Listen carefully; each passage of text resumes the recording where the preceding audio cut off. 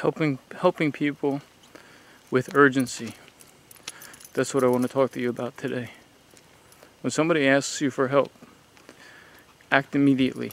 Help them at that moment. Do it for them at that moment, not when it's convenient for you. And I'm going to tell you why I live by this rule.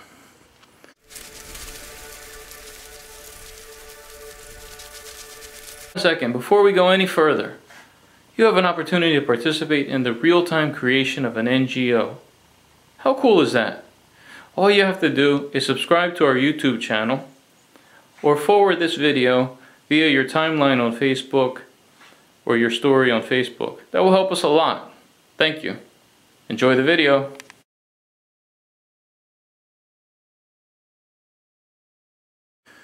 And this rule that I live by cost me my volunteering position because I gave a man a coat on the coldest night of the year. Because he asked me for a coat on the coldest night of the year. And I did it with permission from a manager. But it still cost me my job because I didn't wait 2 days to talk to another manager who had a power issue and needed like control.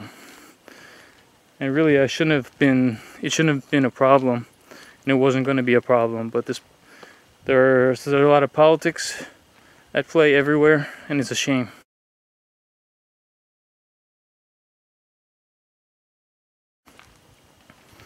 It's really a shame. But why do I live by this rule? Help people with urgency.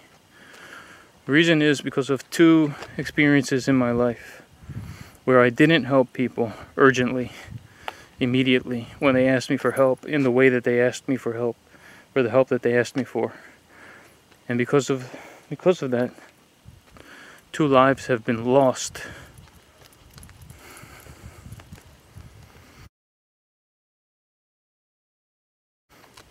I had a friend named Steven who was suicidal. His wife was leaving him and he was being kept from his children, and he kept telling me that he was going to jump from the George Washington Bridge. And on one particular day he said to me, it was Father's Day weekend. I was getting ready to go home to see my father, and I was in church in New York. And I saw Stephen in church, and he said to me, this is his words. He said, "God spoke to me today in church." And I said, "Oh, really? What did he say?" And he said, he told me to raise my arms to him. And I said, "Oh, that's great." And he said, "Yeah, so when I jump off the bridge, I'm going to raise my arms before I hit the water, and he's going to collect me to heaven." And I said, "I don't think that was what he meant, Stephen. I think he meant stop fighting your wife, stop fighting the courts, just behave and leave it to God. Trust God a little bit more and stop fighting so much." And he said, "Will you go with me to court on Monday?"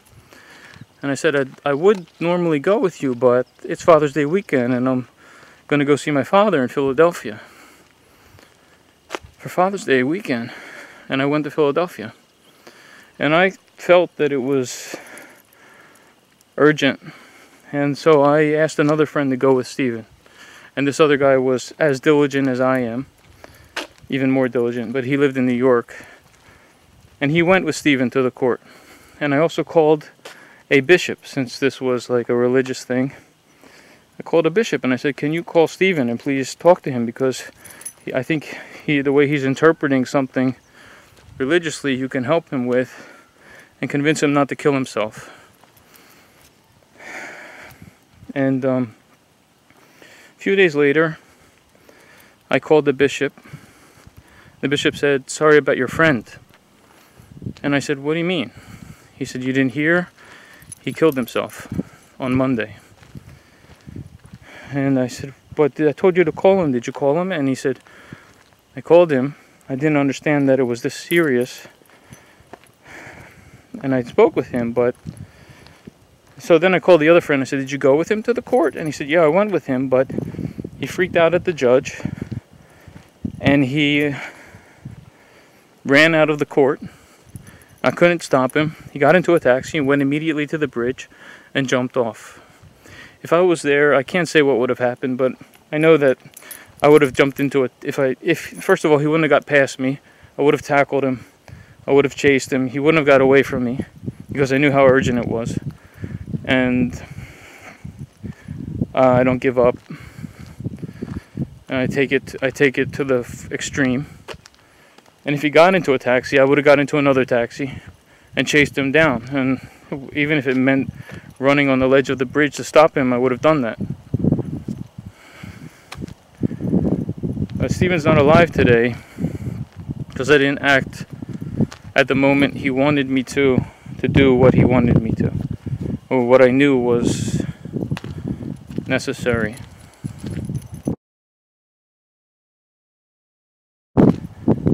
Then there's another instance where there was a homeless man named Michael Grace, who I knew for years, who I loved in my neighborhood. He was a little Irishman from Ireland. And I had been giving him food for years, talking to him, being his friend. I even let him shower in my apartment. And I buy him toiletries and stuff.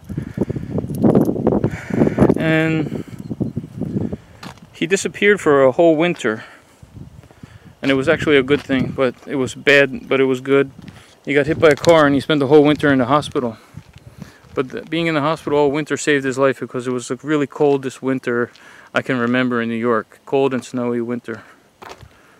And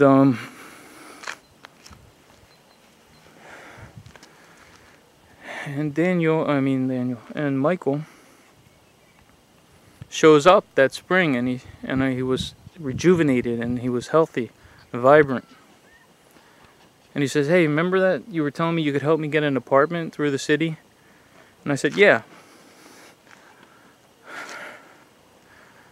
He said, yeah, well, I want to do that now.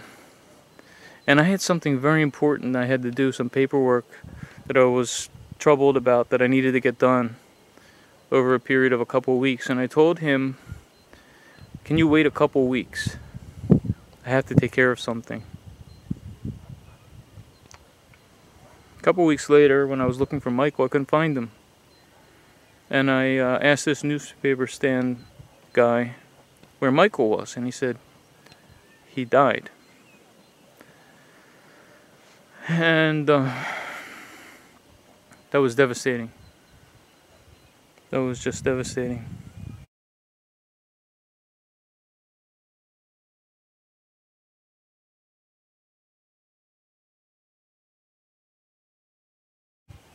These are two instances where people asked me for help. I didn't help them immediately, and their lives were lost. So from those experiences, I determined, first of all, not to feel guilty about it, because I wasn't, Stephen was in charge of his own life, and it was his choice, his decision. I don't feel guilty about it. It was Father's Day, and Michael, but still the lesson I have from this is when people ask me for help, I help them right away, and I do what's necessary. There were times when, a lot of times when helping refugees, when they ask me for help, it always seems like a huge emergency. I've come to discover that it's usually not as big of an emergency as they tell me it is. And so you have to weigh things a little bit, but generally I act with urgency when people ask me for help. So if you're passing somebody who asks you for $1, give him that $1.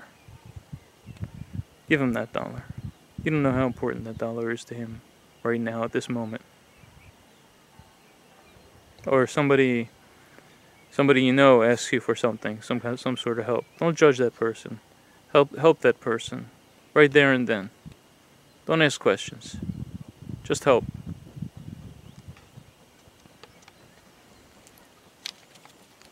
Wow, you watched all the way to the end of the video. Thank you for that. But today you can be more than just a member of the audience. You can participate in the real-time creation of an NGO. And you don't even have to give any money right now. All you have to do is click on the little butterfly and subscribe to our YouTube channel. Or forward this video via your Facebook timeline or story. That will help us so much. We appreciate it.